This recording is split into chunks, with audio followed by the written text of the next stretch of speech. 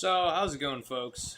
First off, please excuse my messy hair. I haven't quite been able to get it to be tamed down here. It's a little greasy. I'm going to shower in the morning. But also, there's some dogs barking outside, so please excuse that. Look, so there's been a lot of stuff that's happened since my first episode. So there's two main things I'm going to cover here. First of all is the Ukrainian invasion of Russia. Second of all, it's the arrest of Pavel Durov, the founder of Telegram. So look, when I was making this last video, at no point would I have expected this to happen. At no point would I have expected Ukraine to actually invade Russia. That's not something that was on my laundry list of expectations. And frankly, it wasn't on the laundry list of expectations of many people at all.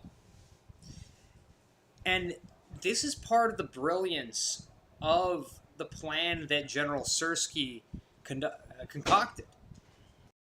Look, so people in the Ukrainian government began talking about a buildup of Russian troops by the border of Russia and the Sumy Oblast, which the border of Russia and the Sumy Oblast is mostly the Kursk and Bryansk Oblasts. Now, for those who don't know, Oblast is the Russian and Ukrainian, as well as some other post-Soviet countries, equivalent of a state. Right? It has its own legislature, it has its own governor, etc. So, they first claimed that there was a buildup of Russian troops in this on the border of this Sumy Oblast, preparing to attack Sumy. And this wouldn't necessarily be out of the question or unbelievable, because at the onset of the war, Russia did attempt an attack on the Sumy Oblast, which largely failed, and they were eventually forced to retreat. So they claimed that there were Russian forces there, although it doesn't seem like there ever really were, or at least there wasn't a buildup. And they used the pretext of the Russian soldiers being there to build up their own forces, acting as if they were preparing for a potential attack. They then did the unthinkable and attacked themselves. They attacked into Russia. They themselves attacked into Russia. And this assault has been overwhelmingly successful. Within the first week of the assault, and it's been going for maybe 2 to 3 weeks now at the most, a week into this assault, they took more territory than Russia has in Ukraine over the past year. It's quite significant. They first attacked the town or small city of Sudzha. Sudzha, I believe it's pronounced. A lot of people have been saying Sudzha, Sudza, but it's Sudzha, from what I understand. They took the city quite rapidly. It was mostly intact, and they soon moved on to many more settlements. They currently have around 90 or so settlements in the Kursk Oblast. So, as it stands right now, the Russians have been unable to repel this attack. It has slowed down significantly, however. And the reason they had so much initial success is, number one, the element of surprise. Number two, the border was still defended. It was only defended by conscript soldiers. Now, there's been somewhat of a third rail of Russian military politics. And people often use the term third rail in the sense of the third rail of American politics, so you can't touch Social Security and Medicare, despite the fact, of course, that they're the main thing that's bankrupting this country. But we can't touch it.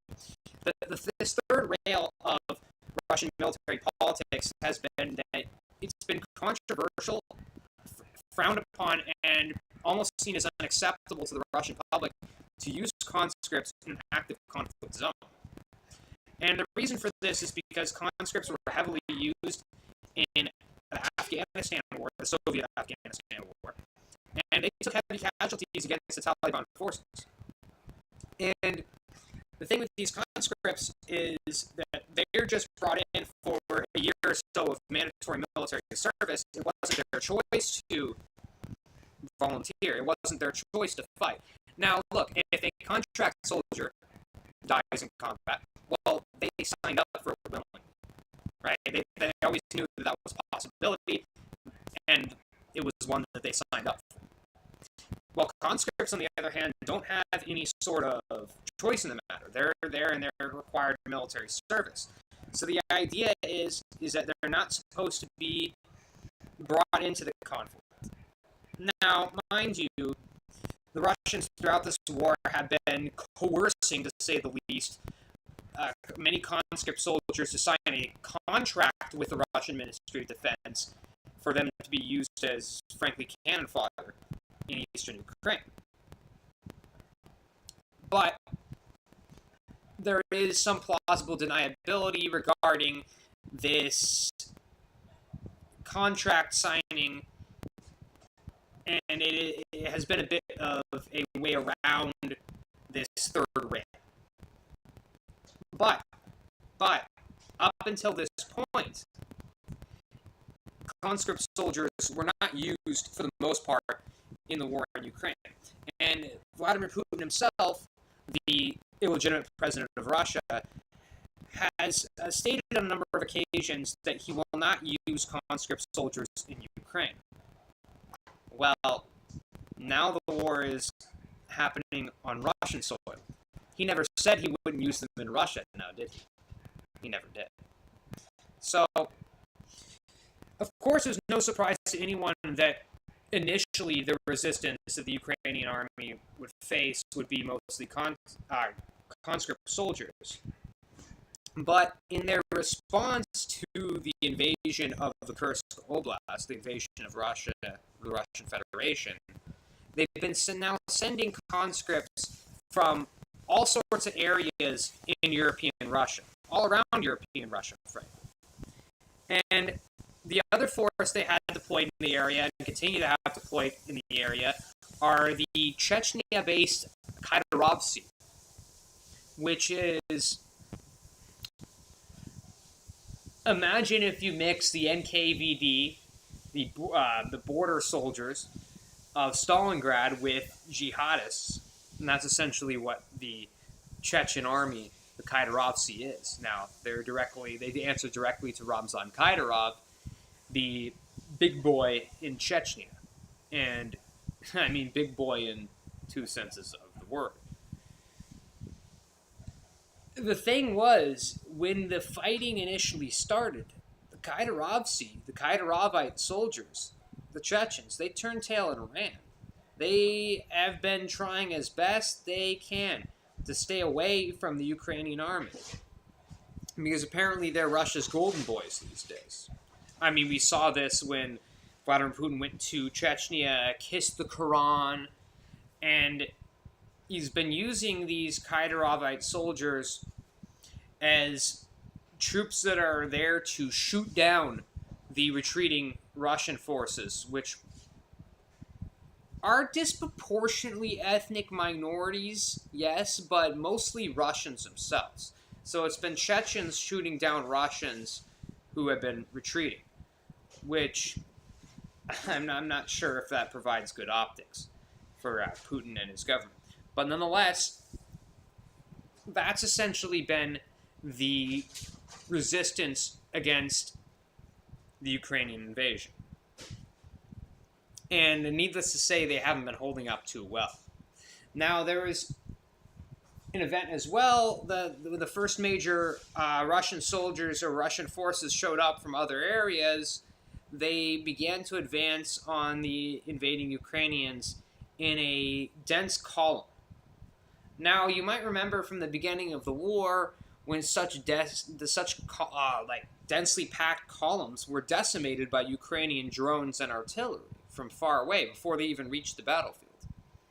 And this was the case for the first column. It was utterly decimated.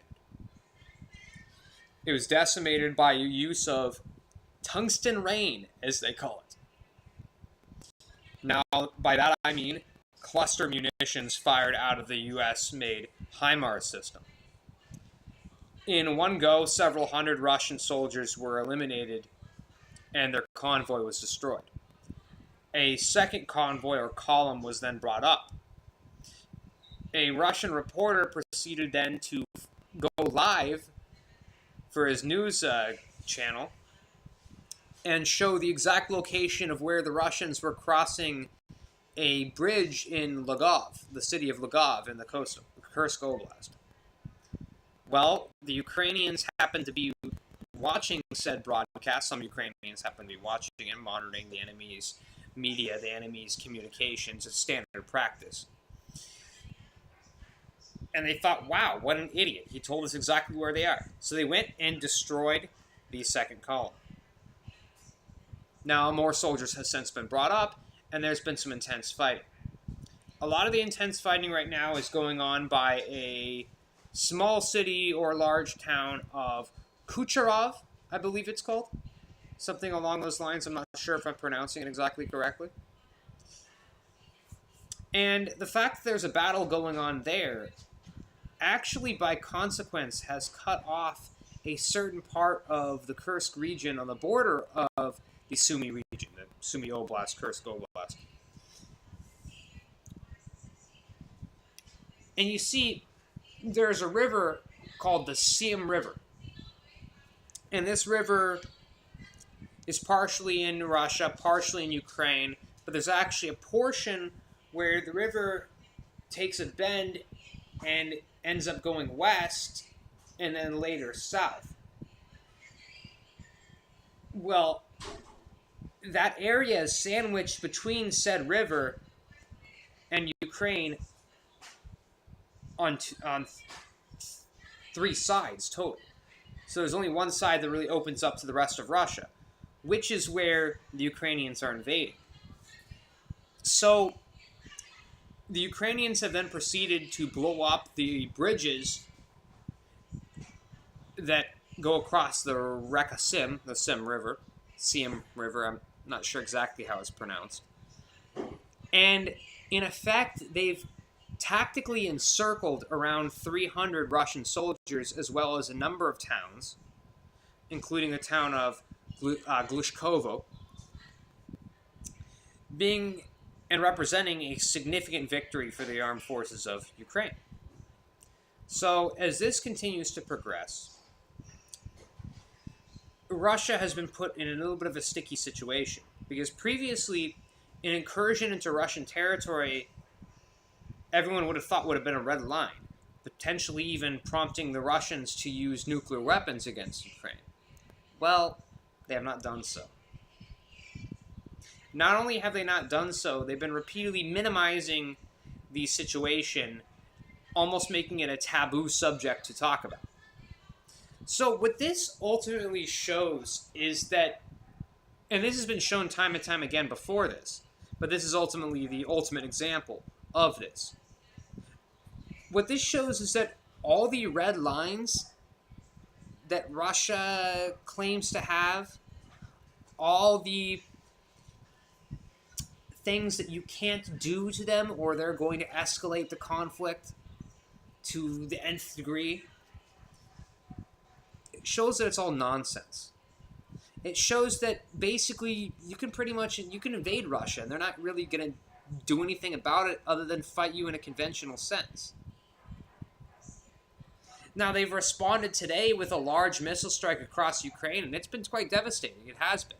They even managed to hit the hydroelectric power plant on the dam that holds back a large reservoir near Kiev.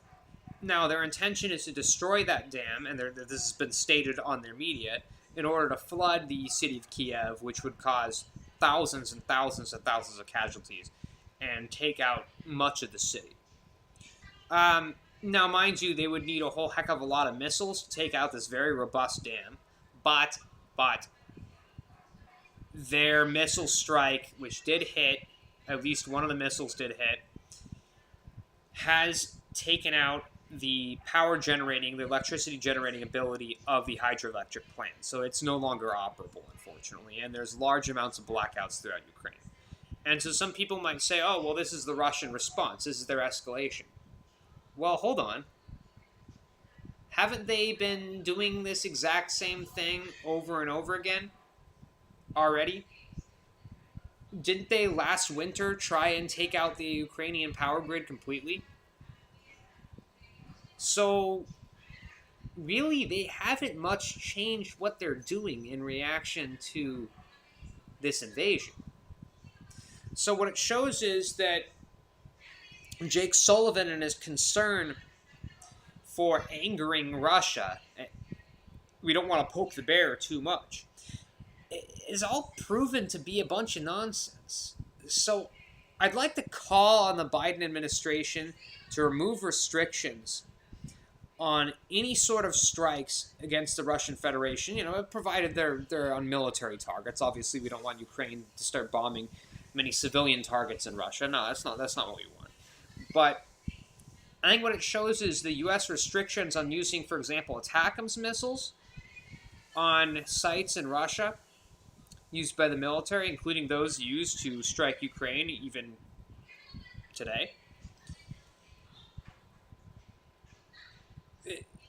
It really wouldn't provoke the reaction that Jake Sullivan thought that it would.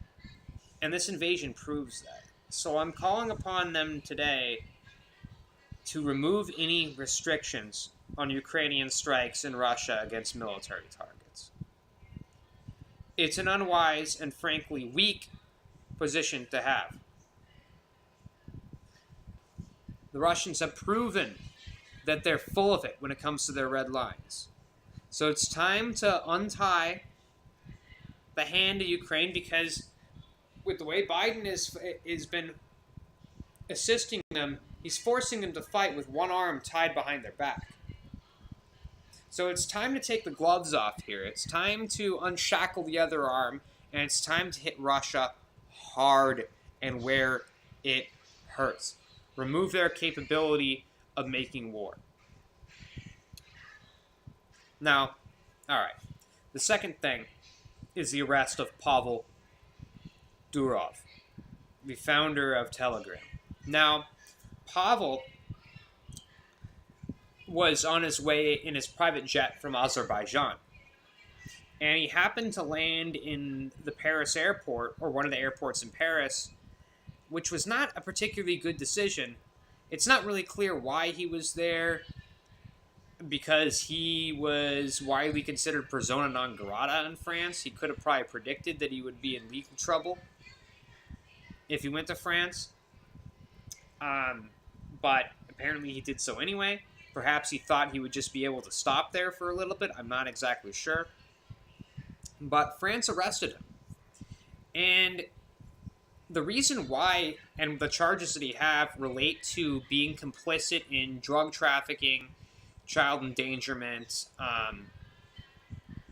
some things that I don't want to specifically mention, but have to do with child endangerment. You get what I'm saying, right? That are unfortunately widely accessible on Telegram. And I use Telegram myself, and I've even, out of curiosity, looked on the near you section to see accounts near you. And my goodness, I was able to find, without any sort of effort, some people selling some particularly rotten things. Stuff that should not be up on the app. So I understand where the authorities in France are coming from, but at the same time, I find it difficult to blame him for the actions of other people. All he's doing is creating a platform where people can send messages to each other encrypted, and host channels where they can post text and images that they please, right? So I don't really think it's fair for him to be held responsible for the actions of others, as I said. But I do get, again, the point that, well, he's done nothing to stop these things. He's providing a platform for these things. Therefore, he is complicit in these things. So I'm kind of a little bit torn on this issue. I do think, however, it's in many ways a bad precedent because, in theory, anyone who manages a platform now, at least in France, at least according to the French legal system, it's been a precedent set in their legal system, should he be convicted, that is. It's precedent that anybody who runs any platform where there's some bad things that are happening, he or she could be held responsible for said things. And that's not really what I want to see. I don't really think that's especially fair. But there may be another angle to this that we don't quite understand. Now, as it turns out, for a while there, Telegram was all but blocked in Russia from at least 2018 to 2020, I believe. And the reason it was blocked was because the Russian government was accusing Telegram of being complicit with terrorism.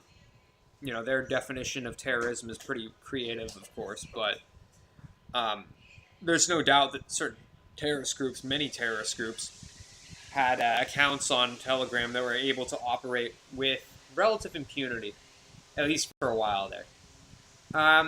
It was then unblocked in 2020 because the Russian government began saying that Pavel Durov has been cooperating with them in the goal of countering terrorism. So the question is, what exactly was he doing that was cooperating with them? Specifically, how did he cooperate with them? What did he do? Now, there's been rumors floating around that he may have given them the back door to the encryption of Telegram.